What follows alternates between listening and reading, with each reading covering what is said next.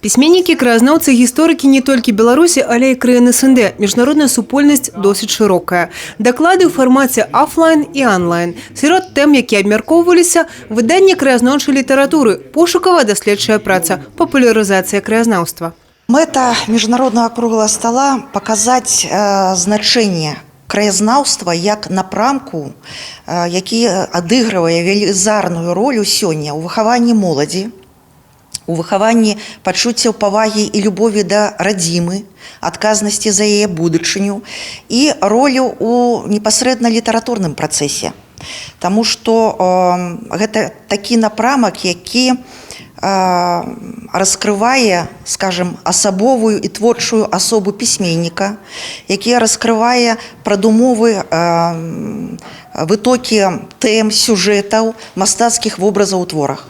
У рамках мерапрыемства адбылася прэзентацыя бібліяграфічнага паказальніка Алесь Мікалаевіч Карлюкевіч. Яго стваральнікамі сталі прадстаўнікі Брэсцкай абласной бібліятэкі. Увогуле, як адзначае сам Алесь Карлюкевіч, галоўны рэдактар выдавецкага дома «Звязда», брэсцкія аўтары і краязнаўцы досыць актыўныя. А сам рэгіён унікальны тым, што тут сістэматычна выходзіць свой краязнаўчы часопіс – астрамечаўскі рукапіс.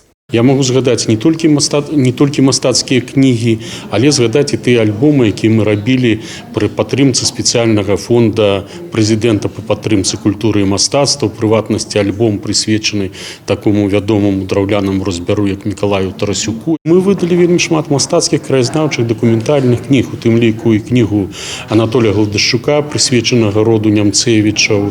Гэта такі быў для нас пачатак, можна сказаць, і кнігі іншых пісьменнікаў. Візітоўкай Анатолія Гладышчука, знакамітага брэсцкага гісторыка і краязнаўцы, па праву лічыцца трохтомнік «Замак Берасцейскі». А зараз у цэнтры ўвагі яго малая радзіма – вёска Чарнякоў.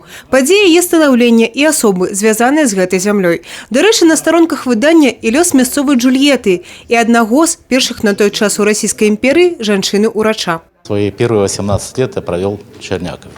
Но даже не подозревал, что у этого Чернякова моего такая огромная и, самое главное, интересная история. Меня это поразило. Я думаю, что не только я могу, и другие могут открыть себе такие клондайки истории, но это действительно было необычно интересно.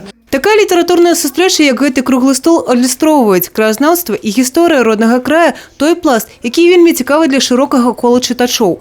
Мясціны іх летапіс змяшчае гісторыя і лёс людзей, якім яшчэ толькі належыць быць агучанымі. Евгенія Мороз, Юрый Плінда, тэлерадыёкампанія «Брэст».